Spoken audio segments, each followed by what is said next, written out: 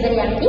Saya Kesia Nampel Siswandari. Dan saya Riana Wahidatun Najah. Di sini kami akan menjelaskan mengenai teknik dokumentasi dan juga penyusunan sistem, yang dimana di dalam materi ini terdiri dari diagram arus data, hierarki diagram arus data, bagan alir atau flowchart, tabel keputusan, dan juga badan manajemen proyek.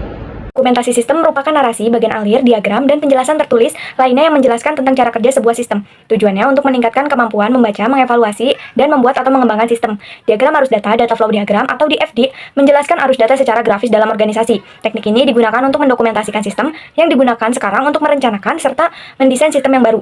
Berikut tempat simbol DFD. Yang pertama kotak, menggambarkan sumber atau tujuan data. Kedua panah, menggambarkan arus perpindahan data. Ketiga oval, menggambarkan tempat data diolah atau diproses. Keempat dua garis sejajar, menggambarkan tempat data disimpan. Selanjutnya ada hierarki diagram arus data. Yang pertama diagram arus data, kedua diagram konteks sistem perusahaan dagang, ketiga diagram subsistem perusahaan dagang.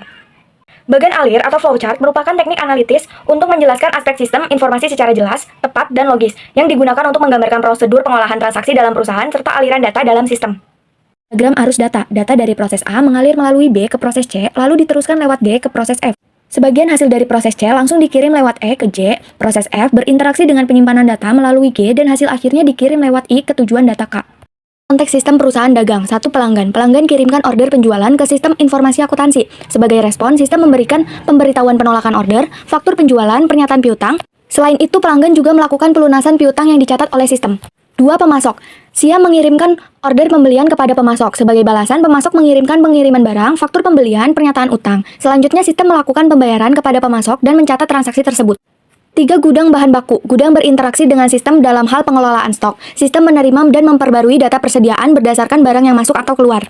4. Manajemen. Manajemen menerima informasi hasil pengolahan data dari sistem berupa laporan laba rugi, neraca, laporan anggaran, dan laporan lain yang dibutuhkan untuk pengambilan keputusan. Diagram subsistem perusahaan dagang, 1. Siklus pendapatan. Pelanggan mengirim order penjualan, sistem memproses dan menerbitkan faktur penjualan, muncul data piutang, pelanggan melakukan pelunasan.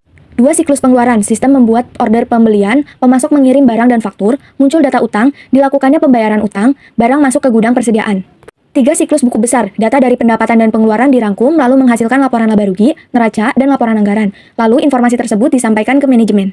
Selanjutnya, saya akan menjelaskan mengenai jenis-jenis bagan alir atau flowchart. Bagan alir digunakan untuk menggambarkan alur proses, data, dan dokumen dalam suatu sistem, khususnya dalam sistem informasi akuntansi dan pemrosesan data komputer. Nah, yang pertama ini ada bagan alir dokumen atau dokumen flowchart, adalah bagan yang menggambarkan aliran dokumen dan informasi antar bagian atau fungsi dalam suatu organisasi. Alur ini dimulai dari dokumen dibuat, digunakan, diproses, hingga akhirnya disimpan atau tidak digunakan lagi. Tujuan utamanya adalah untuk menilai efektivitas pengendalian internal serta mendeteksi kelemahan sistem yang ada, sehingga nantinya dapat dilakukan perbaikan. Pada contoh gambar ini ditunjukkan aliran dokumen, mulai dari bagian surat masuk, piutang dagang, departemen pengolahan data, hingga kasir. Kita dapat melihat bagaimana dokumen seperti remittance advice, faktur penjualan, dan slip setoran bank berpindah dari satu bagian ke bagian lainnya. Dengan bagian ini, perusahaan dapat mengetahui siapa yang bertanggung jawab atas setiap proses dan memastikan tidak terjadi kesalahan atau kecurangan. Yang kedua ada bagan alir sistem atau sistem flowchart, merupakan alat visual yang digunakan untuk menganalisis, mendesain, dan mengevaluasi sistem informasi akuntansi. Prosesnya dimulai dari menginput data, yaitu data dimasukkan oleh pengguna ke dalam sistem. Selanjutnya data tersebut diproses oleh sistem, baik melalui perhitungan, pengelompokan, maupun penyimpanan ke dalam database. Setelah proses selesai, sistem menghasilkan output berupa informasi yang dibutuhkan seperti laporan atau tampilan data. Dengan bagan ini, kita dapat memahami bagaimana data mengalir dari awal hingga menjadi informasi yang berguna. Bagan alir program atau program flowchart, bagan ini menunjukkan langkah-langkah pemrograman secara rinci mulai dari awal hingga akhir program. Di dalam bagan alir program ini digunakan berbagai simbol. Yang pertama ada simbol terminal untuk menandai awal dan akhir program, simbol proses untuk menunjukkan perhitungan atau pengolahan data, simbol input dan output untuk proses pemasukan serta keluaran data, simbol keputusan untuk mengambil keputusan berdasarkan kondisi tertentu, serta simbol konektor untuk menghubungkan alur proses. Pada bagian keputusan, sistem melakukan pengecekan kondisi tertentu untuk menentukan langkah selanjutnya. Jika kondisi terpenuhi, program akan melanjutkan ke proses berikutnya, dan jika tidak, program akan diarahkan ke alur yang berbeda. Prosesnya diakhiri dengan output berupa hasil pengolahan data. Bagan konfigurasi komputer. Nah, bagan konfigurasi komputer ini menunjukkan hubungan antar perangkat keras dalam suatu sistem komputer. Contohnya adalah hubungan antara komputer personal, pemroses utama, media penyimpanan seperti disk magnetis, serta perangkat output seperti printer dan terminal penjualan. Bagan ini membantu memahami bagaimana data diproses dan disalurkan antar perangkat. Nah, yang terakhir adalah bagan struktur atau struktur chart. Adalah diagram yang digunakan untuk merancang program komputer. Diagram ini membantu membagi program yang besar dan rumit menjadi bagian-bagian kecil agar lebih mudah dipahami. Dengan bagan struktur, program dibuat menggunakan pendekatan modular. Artinya, setiap bagian atau modul memiliki tugas tertentu. Cara ini memudahkan pembuatan, pengembangan, dan perbaikan program. Pada contoh bagan struktur, proses utama adalah update file induk. Proses ini dibagi menjadi beberapa modul seperti mengurutkan transaksi, membuka file, memproses data, dan menutup file. Modul proses data masih dibagi lagi menjadi pemroses utama, update data, dan rekam data final. Selanjutnya, perbedaan antara diagram arus data dan bagan alir yang dimana mencakup beberapa aspek diantaranya yaitu pada fokus. Diagram arus data menekankan aliran data secara logis, sementara flowchart lebih fokus pada aliran dokumen atau proses fisik. Pada penggunaannya, diagram arus data digunakan untuk mendesain sistem baru, sedangkan flowchart digunakan untuk mendokumentasikan sistem yang sudah ada. Selanjutnya simbol. Diagram arus data menggunakan simbol yang lebih sederhana dan terbatas, sedangkan flowchart menggunakan lebih banyak simbol. Keterangan yang digunakan, diagram arus data hanya menggambarkan aliran data, sedangkan flowchart mencakup urutan proses, dokumen, pihak terkait, dan aliran data. Tabel keputusan atau decision table. Tabel keputusan adalah alat dokumentasi sistem berbentuk matriks yang digunakan untuk membantu pengambilan keputusan kompleks dalam program. Tabel ini terdiri dari daftar kondisi, daftar tindakan, dan aturan keputusan atau decision rules yang menunjukkan tindakan apa yang dilakukan jika kondisi tertentu terpenuhi. Keunggulannya, tabel keputusan dapat menangani banyak alternatif dan menunjukkan hubungan logis antar kondisi, sedangkan kelemahannya tidak menunjukkan urutan kegiatan. Oleh karena itu, tabel keputusan biasanya digunakan bersama flowchart untuk membantu perancangan program komputer.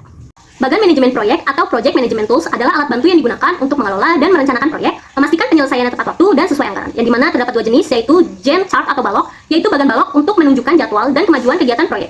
Setiap balok memiliki satu aktivitas, dengan panjang balok menunjukkan lama waktu pelaksanaannya. Yang kedua yaitu diagram jaringan atau network diagram, yaitu bagan yang menunjukkan urutan dan ketergantungan antar kegiatan serta menentukan jalur kritis proyek. Fungsinya adalah untuk merencanakan, mengendalikan, mengordinasikan, dan mengalokasikan sumber daya, serta membantu menentukan urutan, durasi, dan waktu pelaksanaan tiap tugas agar proyek berjalan efisien dan terukur.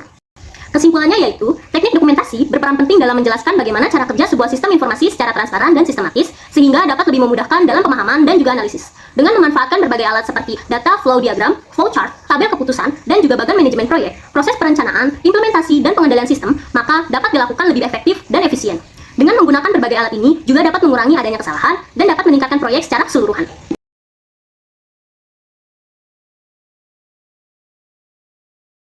Sekian penjelasan materi dari kami, kurang lebihnya mohon maaf. Wabillahi taufiq wal hidayah. Wassalamualaikum warahmatullahi wabarakatuh.